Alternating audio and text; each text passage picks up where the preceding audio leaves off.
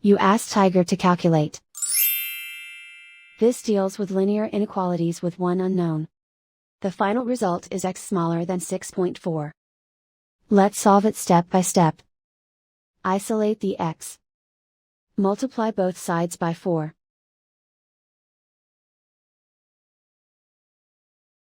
Group like terms.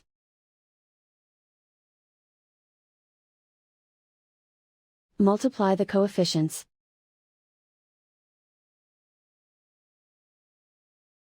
Simplify the fraction.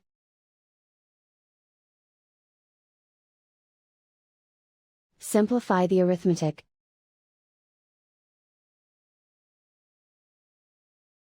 Plot the solution on a coordinate grid.